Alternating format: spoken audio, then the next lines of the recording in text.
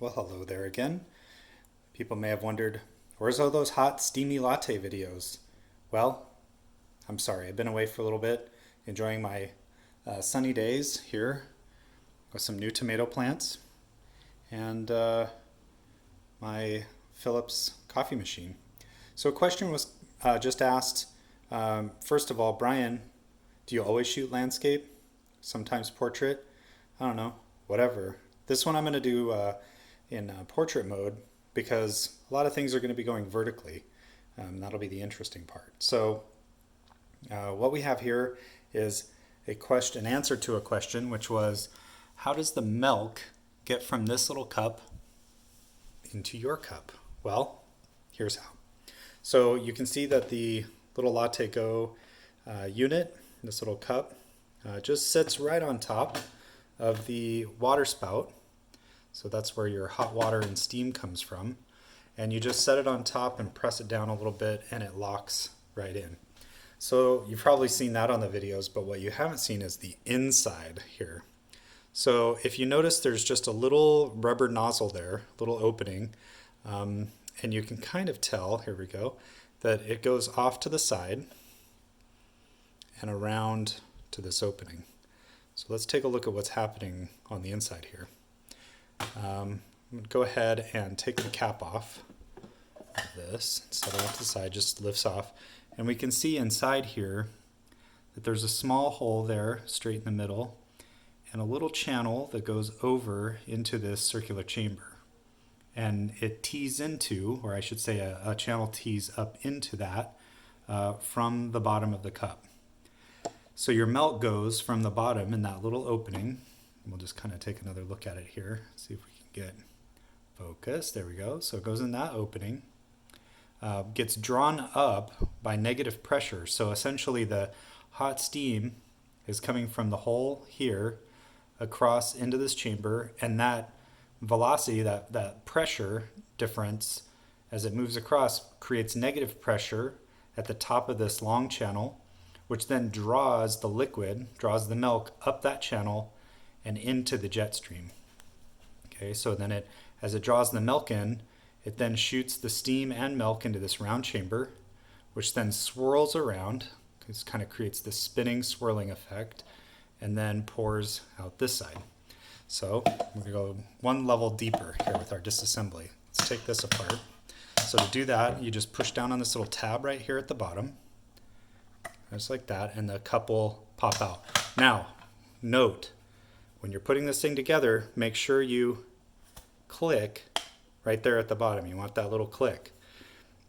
Trust me, I've had more than one family member not lock this all the way, fill this up with milk, start pouring milk in, and the milk dumps out the bottom of the cup all over the counter, and then they rush over to the sink, pouring milk everywhere. It's a lot of fun. So make sure that clicks before you pour milk into it. So all you do once that's clicked is you just lift this cup away. Okay, it just kind of hooks at the top there, right underneath. Oops, right underneath this little hook there at the top, and then clicks in at the bottom.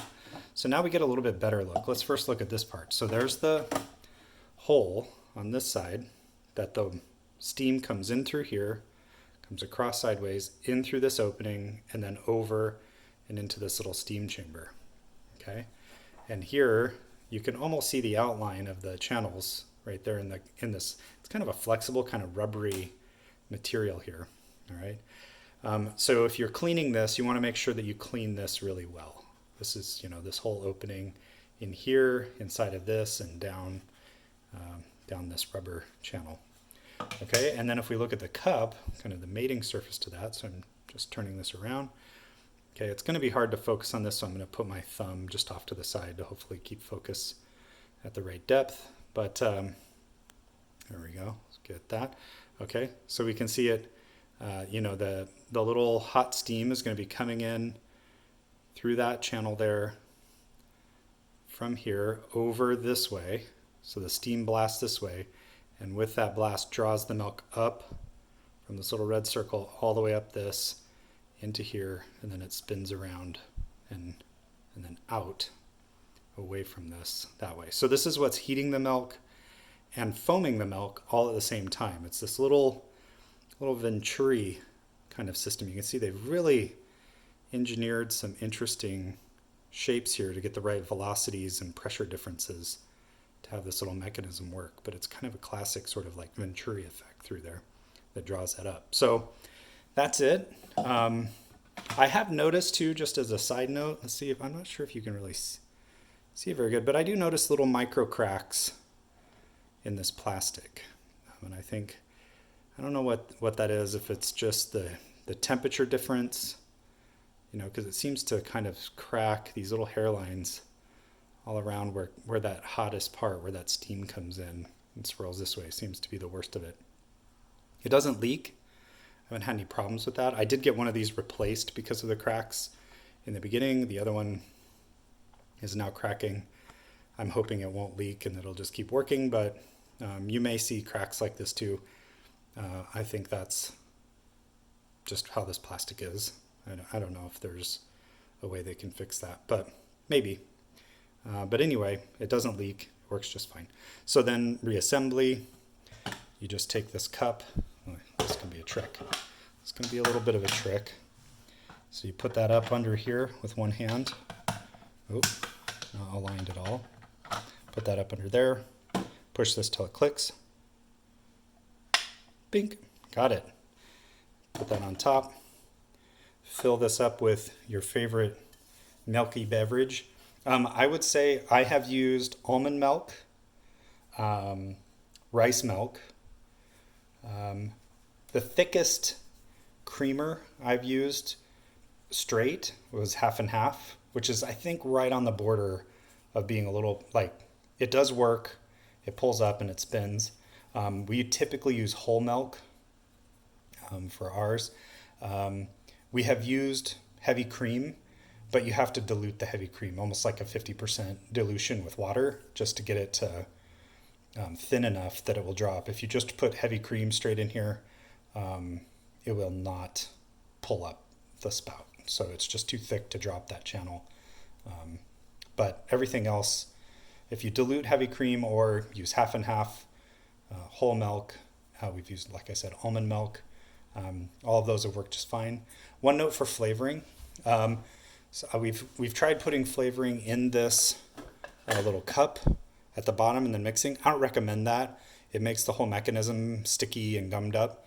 If you're going to put flavoring in, I would add it to the bottom of the cup first, then run the steam and let that steamy milk kind of mix with the flavor in the bottom as it's pouring in and foaming. And then the coffee will go in and then you can kind of stir it all up at the end. But I wouldn't add anything except whatever your milk is to this. And there was one other question, which was, can you just use this without, you know, if I want to make hot chocolate, for example, and I don't want any of the coffee to go. Well, in that case, what I would do is I'll do something like I typically do like a latte macchiato. And what you can do is you can press and hold this bean button until a little light next to the scoop lights up. And what that does is you're telling the machine that you've put beans in here, that you've put grounds in through this little hatch.